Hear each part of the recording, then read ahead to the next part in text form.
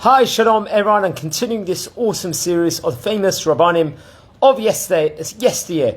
And we're actually going back to Italy at the moment. We've actually explored a lot of Italian rabbis over the last month. Actually, interesting enough, we didn't really do it so much in the first 2 years of the series, but now we really very much are in Italy again tonight. 12th of Sivan, Yud Bet Sivan, is the yard site of famous Rabbi David Pardo, one of the great Italian rabbis of the 18th century, and let's explore a bit about the greatness of this great Chacham. He was actually born, I believe, on the 29th of March in the year 1719 in Venice, in Republic of Venice to be precise. Also, he was born on, and he will later on pass on Yud Bet Sivan in Jerusalem in 1792. One thing is he authored a commentary on the Sifra of the Leviticus, Vayikra, and also Maskil David, which was printed in 1760, which was an amazing commentary on Rashi, on the Torah itself, respectively. Okay, so as we stated before, he was born in Venice in 1719. He was the son of Jacob Pardo, Rabbi Jacob Pardo of Ragusa. Ragusa is obviously, I believe it's in current Croatia, if I'm not mistaken. He actually became later a rabbi of Venice, naturally also. After finishing his studies, Rabbi Pardo left Venice and went to Ragusa.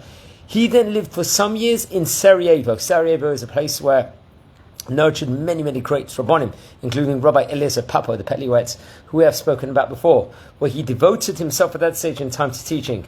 Then from Sarajevo, he moved to Split, which I believe is in Croatia, and then to Dalmatia, which also is in Croatia. So it's very much well-traveled in the Yugoslav country, in the old Yugoslavia, where at that point in time in Dalmatia, Rabbi Avram David Papo engaged him as a teacher at the Yeshiva. And what's interesting, after the death of Papo's successor, Rabbi Isaac Tzedakah, Rabbi Pardo was elected chief rabbi of the city. Among his disciples included David Pinto, Avram Kuriel, and many more. In 1764, Rabbi Pardo accepted the position of chief rabbi of Sarajevo, so he was of current Bosnia and Herzegovina, where he succeeded Rabbi Joshua Isaac Machoro, or Machoro, you could pronounce it. I hope I pronounced him correctly. He employed his leisure time in writing and publishing various different works. However, towards the end of his life, he actually went to Jerusalem, where later on he would pass away. So he very much moved to Jerusalem, Yerushalayim Shel Zahav. So it's interesting. I believe he got married to a woman from the area of Split. This was in Croatia. And they had 3 sons named Jacob, Isaac, and Abraham, Yitzchak, and Yaakov. And 1 daughter also, if I'm not mistaken. The last named married Avram Pensa, who was the author of the Apeh Zutra, which was Avram Pensa, was a rabbi and a writer from Sarajevo also, so very much connected, and head of Avbet then also.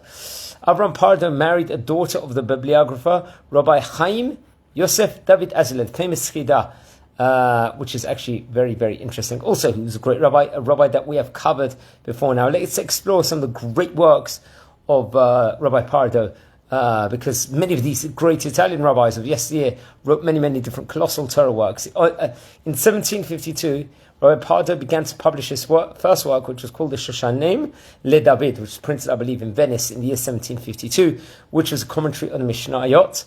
Also, he wrote, I believe, the Miktam Le David, which was printed in Salonika in 1769. There was Chastei David, which was in Lechon in the year 1776, I believe.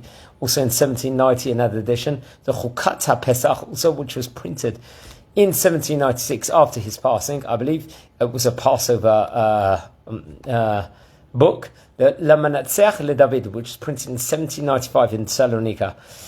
Liturgical works included Zechiot HaChemda, which was printed in 1756, the Shir Chadashah, which was the history of Esther, which was printed in Amsterdam in 1776. Also the Mizmor David, after he passed away, this was printed, I think, in Lechon in 1818. It was notes on Shulchan Aruch, Yoredea, especially on Rebivim, and many great different things. It was included a poetical presentation of the temple service of Yom Kippur and other Puritim also, which I believe was actually printed by his disciple, Rabbi Elisha Chabilo, or also known as Mercado also.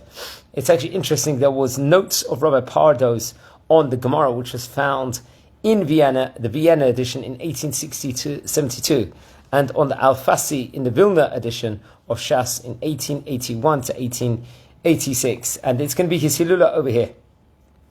Here on Yud Bet Sivan. He included in his Talmudim, let's just explore, his rabbis included, of the great Tzacham. They included Rav Shlomo Zalman, Rabbi Yaakov Lios, and Rabbi Avram David Papo.